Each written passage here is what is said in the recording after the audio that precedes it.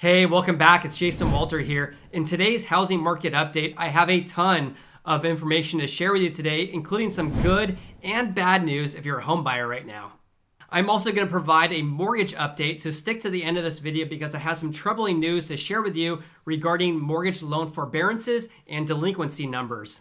And before that, please hit the like button if you appreciate real estate market updates just like this one. Also, don't forget to get your 4 free stocks for a limited time. Check out the link below.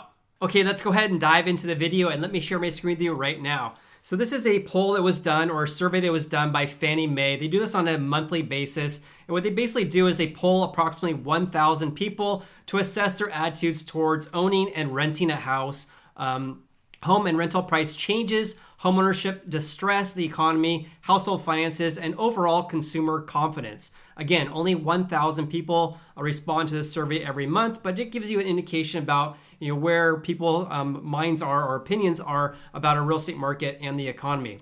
So again, this is the Fannie Mae Home Purchase Sentiment Index, or the HPSI. They just released this yesterday at the time of this video.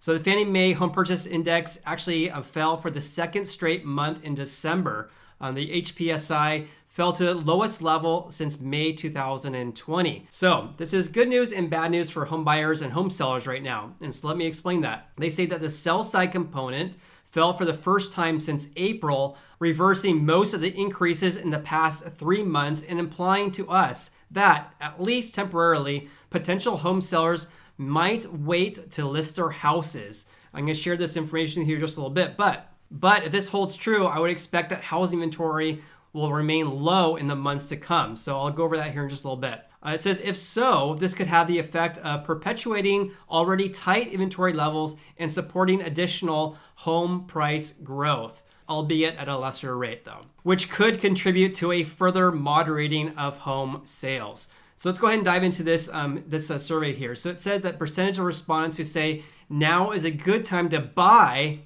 actually decreased from 57% to 52%. So if you're a home buyer, that's good news because less people are saying now is a good time to buy. So maybe there'll be less competition for those houses that are available for sale. However, when they ask people is now a good time to sell, that actually decreased at a far greater rate from 59% to 50%. So 9 percentage point difference there, only decreased about 5 percentage points there for a good time to buy. So if this holds true, if people say keep on saying that now is a good time to sell, that keeps on decreasing, then we could expect or may expect housing inventory to decrease in the months to come. But of course, this is only a response of 1,000 people, so we'll have to see if this holds true for the vast majority of all Americans in the United States. When they ask them about home price expectations, they say the percentage of response who say home prices will go up in the next 12 months remain the same at 41%, while the percentage who say home prices will go down increase from 13% to 16%. However, the share who think home prices will stay the same decrease from 35% to 34%. So I'd love to know your thoughts about this. Do you think that home prices are going to increase in the next 12 months? Do you think now is a good time to buy? Do you think now is a good time to sell? Leave me a comment below on that. So for mortgage rate expectations, the percentage who say that mortgage rates will go up remained unchanged at 43%. But the vast majority of the people who responded say that mortgage rates will be going up next year. For job concerns, the percentage of respondents who say that they are not concerned about losing their job in the next 12 months decreased from 76% to 75%. This is good news though, because 75% of the people say they're not concerned about losing their job in the next 12 months, while the percentage who say they are concerned increased from 24% to 25%. Not a large increase there. In addition, for household income, about 61% said that their housing income is going to remain the same over the next 12 months. Okay, let's talk about mortgage interest rates because Freddie Mac actually just released their numbers showing that the average for a 30-year fixed rate mortgage is 2.65%. That's the lowest rate, which dates back to 1971. I believe this is the 15th time in the last year that we've hit a record low for mortgage interest rates. 2.65%, absolutely insane. So as your home buyer, this is good news, or if you're looking to refinance your mortgage, that's great news. But as a home buyer, this is good and bad. And actually, Sam Cater, who is Freddie Mac's chief economist, stated it very well here, because just because we're at record low interest rates doesn't mean that now is a good time to buy a house. He said despite a full percentage point decline in rates over the past year, housing affordability has decreased because these low rates have been offset by rising home prices. So right now, according to the National Association of Realtors, for the median existing home price is up 14.6% from November 2019 to November 2020. I'll have December numbers for you in about 2 weeks, so stay tuned on the channel for that. But right now, this is bad for home buyers because this is only $1,200 less than the record high home prices that were set in October. Record high home prices in the US, I believe it's $313,000 that was set in October. So we're just under record high home prices overall in the US, which of course is not good for home buyers. So going back to Freddie Mac's chief economist, he stated that, however, the forces behind the drop in rates have been shifting over the last few months and rates are poised to rise modestly this year. I agree with this. I believe that we are going to have an increase of mortgage interest rates this year. I don't think it's going to be significant, but we'll have to wait and see. Stay tuned on the channel for that. The combination of rising mortgage rates and increasing home prices will accelerate the decline in affordability and further squeeze potential home buyers during the spring home sales season. So this is basically a double whammy for home buyers, right? If we have rising mortgage rates, which means that their mortgage payment's going to be higher for the same priced house, that's going to be bad for home buyers. Also, if we have increasing home prices on top of that, that's also bad for home buyers. So we'll have to wait to see if this comes through fruition, but this may curb home buyer demand in 2021. We'll have to see. All right, and talking about affordability, this is not only just affecting home buyers right now and people who actually own houses, this is also affecting people who rent houses as well. So I found this on the U.S. Census Bureau's website. They have a quarterly report for residential vacancies and home ownership. The most recent quarter we have is for the third quarter of 2020. And just noted here, here's the median asking rent for rental properties right now. This is current dollars, keep in mind, so this is not inflation adjusted. But they have this from 1997 to 2020. And the gray parts here on the graph here are the recessions we've had over the last, 17 years. So in the early 2000s, and then of course 2008 to 2009, and then also right now in 2020. However, it's very interesting to see here how the asking rent for rental properties has absolutely skyrocketed over the last 23 years since 1997. In 1997, it was around $450, but right now, the median asking price right now is just under $1,200. And what do you see here? This is 2020, absolutely skyrocketed. It's going up so greatly at a much higher rate than we've ever seen in the last 23 years, really. So this is definitely something to follow, and this is definitely hurting people looking to rent properties as well. However, I want to show this with you. This is the median price of existing home sales in the U.S. This is over the last, 4 years. So even though we're at just under record high home prices in the U.S. of $313,000, you can see here the increase has been slowing. And this is what we typically do see during this time of year, which is the winter months, as you can see here. So this is, again, the median home price in the U.S. of existing home sales, which means basically home sales that are not brand new houses. So looking back in 2016, the median price was at the lowest point in January. Then again, January the next year. So every January, more or less, our home prices in the U.S. have been at the lowest levels. However, as you can see here on the graph, home prices in the U.S. tend to peak every May of every single year. So it's almost like clockwork. Every single year we have a dip in the winter months, and then it peaks around May or June of every year. It just ebbs and flows, ebbs and flows. But what happened in 2020 though? Look at 2020, ever since right here. So we had the dip, the lowest point in January, decreased slightly when we had the stay-at-home orders in April, but has skyrocketed ever since. However, look, it's not going up at the same rate though. So it's kind of leveling off here, doing what we normally see in the winter months. Definitely something we want to follow though, to see if this continues to decrease, and also if it decreases greatly, that could be an indication that we have a housing crash. We'll have to see about that. All right, so changing gears slightly, let's talk about mortgage applications, because those actually decreased over a 2-week period in the latest MBA weekly survey. This was published 2 days ago. So just want to point this out because reading headlines, I'm sure a lot of you read headlines and you see that, oh my gosh, mortgage applications decreased 4.2% from the 1 week before.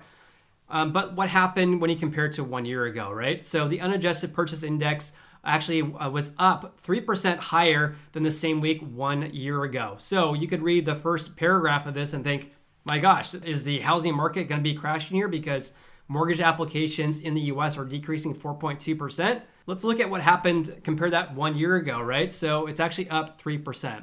Of course, something to follow. Is this going to be a long-term trend or not? Another good thing I saw for home buyers and the real estate market health in general is that around 98% of all the mortgage applications were for fixed rate loans. Totally different than 2008 or 2006 to 2008, where a lot of people were getting adjustable interest-only loans. So that number would have been, this number here would have been a lot lower in 2008. However, they say despite these low rates, overall application activity fell sharply during the holiday period. And here's a key quote here, which is typical every year. The average contract interest rate for a 30-year fixed rate mortgage, according to the MBA, is 2.86%. And that is for someone who has a high credit score of 740 and above, and also for someone who's putting down at least 20%. All right, let's talk about mortgage loan forbearances. This is compliments of Black Knight. They actually just reported that today at the time of this video. So they say that the slowdown in rate of forbearance improvement. So good news and bad news here. Let me share this with you. So over the first week of the year, the number of mortgages in active forbearance plans in the US fell 92,000. That's a decline of 3%, which is great. The largest weekly drop since early November. Improvement across all investor classes as well. So FHA and VA loans in forbearance actually dropped 2.8%, which is really good to see because we've been seeing an increase of these types of loans. And then also a 3.3% decline in GSE-backed loans. Those are Freddie Mac and Fannie Mae.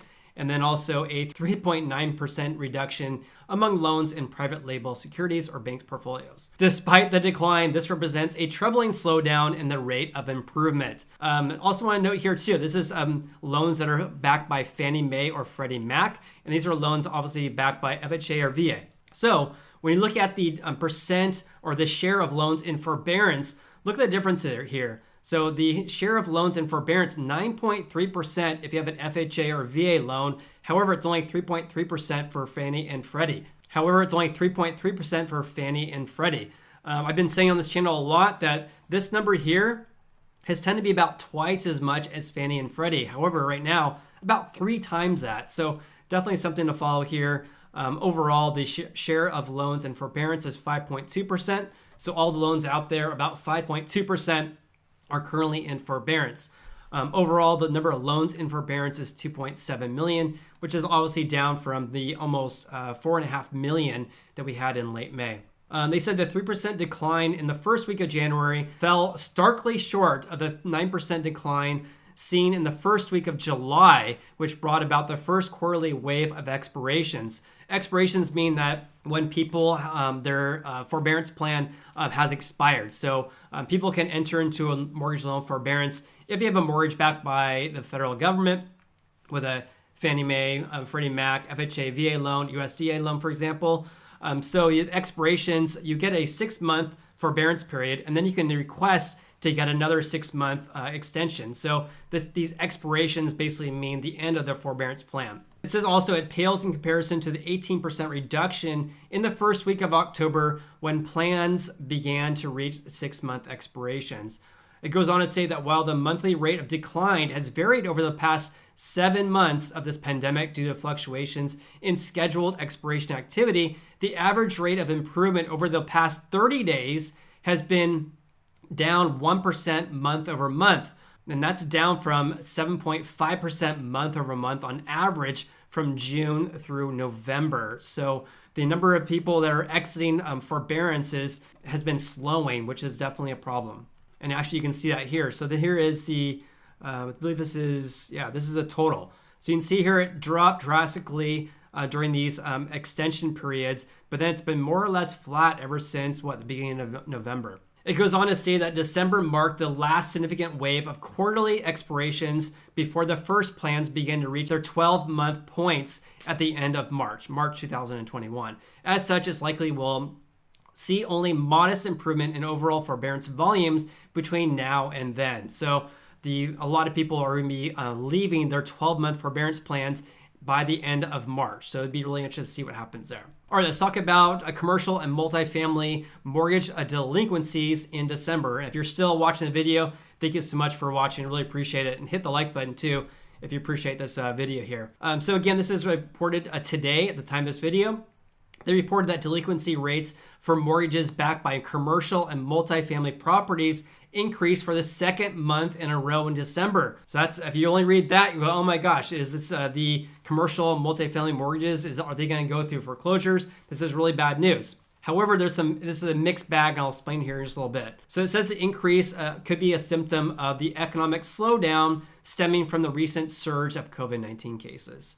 They have a good graphic here. I really wish they actually would extend this because it's hard to read it. But overall, you're looking at, these are the delinquency status by property type and the share of total unpaid principal balance from April to December 2020.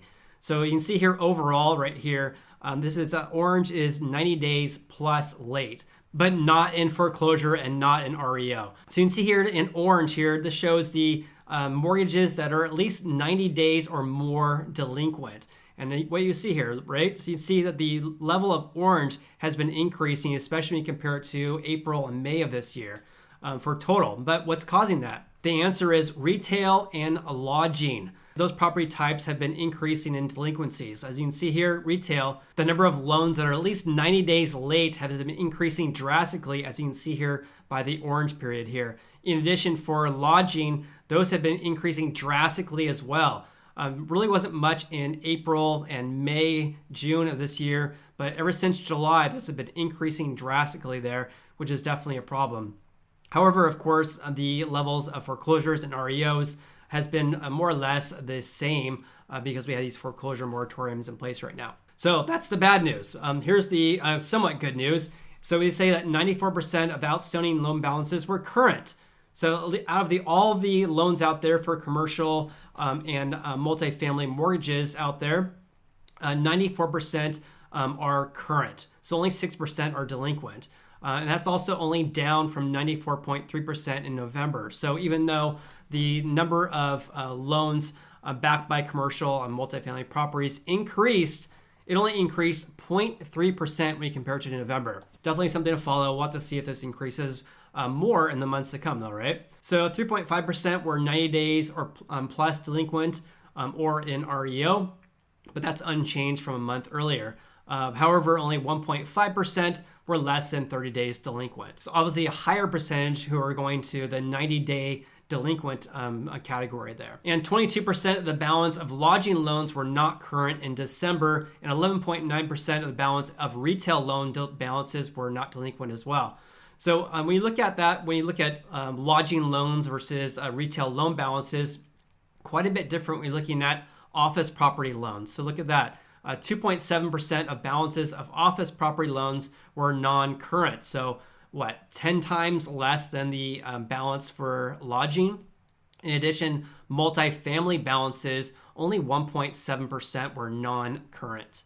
That is today's housing market update. Also, don't forget to get your 4 free stocks for a limited time. Check out the link below. If you enjoyed watching this video, please hit the like button. I greatly appreciate that. You also can follow me on Instagram. I'm Sacramento Realtor. Hope you have an awesome day and look forward to seeing you on the next video.